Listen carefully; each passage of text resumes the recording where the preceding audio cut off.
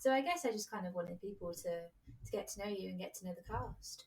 Really. Sure. So yeah, it's kind of why it's very like backyard pirate radio setup in here. I have to say, we've got a fan going. It's in a pot. It is.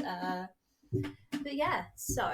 But it's still working. We're doing it. I think it's very Fringe. Yeah. Oh yeah. Really. So 100%. obviously this is your first Fringe. Yes, it is. Ever. Mm-hmm. How are you finding it thus far? So far, it's been for me a little bit up and down in terms of like, I'm not going to say like planning and stuff because it's gone well. I thought the performances also were up and down. But again, there's still a learning curve. I guess if I didn't feel a little nauseous seeing everything for the first time, there must have been something wrong. Like what with everything in Brighton and stuff. But we still had some good times there, and we had some great audiences. And we had some, we had some good feedback, which we can now use to promote it. Yeah, of course. But it is scary. It is scary. That's how I'm finding it so far. And I think next month, when we're sort of dropped right into it, as it were, and a lot less time in between as well. Yeah. Tunbridge Wells 1 week, Manchester the next week, Camden at the end of the month, and then Watford. But I'm looking forward to cracking on. I really am. Are you looking forward to the fact that there's going to be less time in between the festivals now? Yes. So it's more of a more structured tour rather than a domestic. Yeah. Last year it was constant. North of Germany 1 week, next week we were way down in the southwest, and so happy to long drives, early mornings, stuff like that. I prefer that. I prefer it to be more sandwiched one after the other rather than big, wide, long gaps. Well, it's got to take a toll on you, really, hasn't it, as an actor, because you get used to doing something for so long, you get into a rhythm, and then all of a sudden that's it. We've had a month from Brighton to Tunbridge, more than a month. We were the end of May, and now we're going on the 2nd of July. So that's what, 6 weeks, 7 weeks? Something like that. Yeah. It's a bigger break. Tunbridge Wells, we are going to so many different venues and such. Yes. Is there a favourite of yours in regards to venues, or are you just looking forward to the atmosphere of Tunbridge? I'm looking forward to the atmosphere of Tunbridge, but I do like a good theatre bar. I'd particularly like to be in an actual theatre this time, which I think would be brilliant. Vale Vaults I'm really looking forward to. I think that's your closest to a theatre bar that we're going to get with Tunbridge Wells is Vale Vaults. I'm also looking forward to larger audiences, and now we've got more capacity. Yes.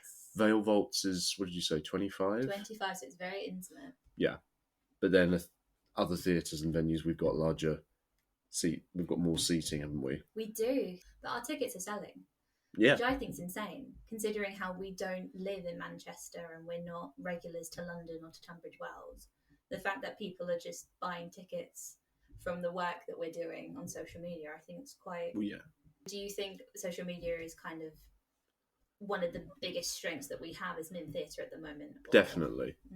But also face-to-face, leafleting as well, which has been a lot of fun. A couple of hours on a beach in Brighton just handing out leaflets to everyone, which worked. You got a lovely tan. I did, which I think I've still got a little bit. Yeah, so we'll bulk it back up. Yeah, it'll be fine. In Tunbridge Wells. Oh, in Tunbridge Wells. Yes, no, definitely. But yeah, Camden I think is more theatre land. That's more Fringe. So I think we're closer to theatre land, really, aren't we? Yeah. Hop, skip, and jump on the tube. Yeah. And from what I remember from seeing a friend at Hen and Chickens, the people there are lovely. Yeah. Like they are, we can write it up on the chalkboard as well, and like how many tickets are left and when it starts, and it's going to be awesome. I'll leave you to do the chalkboard. I can't stand it. I can't. No? I hate the sound. Absolutely hate it. That's only if you scratch it. No, it's just the writing of it. It gives me the heebie-jeebies. Oh, okay. But then touching chalk gives me the heebie-jeebies as well. I don't know. It's just the sensation. I can't do it. Digital whiteboards are more today, aren't they? Yes. So I grew up with the digital whiteboards and the calibration that never worked. So you'd click 2 and it would come up as 7. It's great fun. That must have been brilliant. No, well, I tell you what, just before we wrap this up, because I know that we're going to have lovely Barbara joining us in a minute, give us a fun fact about yourself. Do that terrible drama school thing. Like, let's go around in a circle and let's say one fun fact about ourselves. Oh my god. Now you put me on the spot. It's not really a fun fact. One of my legs is shorter than the other. Okay. By about an inch. I think I was born with a slight abnormality. Well, you're a very tall man, Bruce. Well, there you go. You You'd never tell. You know when the teachers always say, you know, sit up, straight back, even when you're standing up as well. I always end up leaning. Oh, really? So I think that's probably the reason why. Okay, I like that. It's a fun, intimate fact. There you go. That. And tell me one thing that you enjoy about this whole experience with Glad to Be Dead. It can be the backstage things, it can be the onstage things, just anything. The character of Dorian Gray, the Dorian Oscar hybrid, which I think is great because it's never really been done before. But I know in the novel he based Basil on himself. Yes. But I like what you've done here. You've taken the flamboyant airiness and the intellectual side of Oscar Wilde with obviously the more sinister, ambitious and greedy Dorian, and you've piled them together. Blended them, I think is a better word, but put them in the fruit blender. There you go. That's good. Or the paint pot.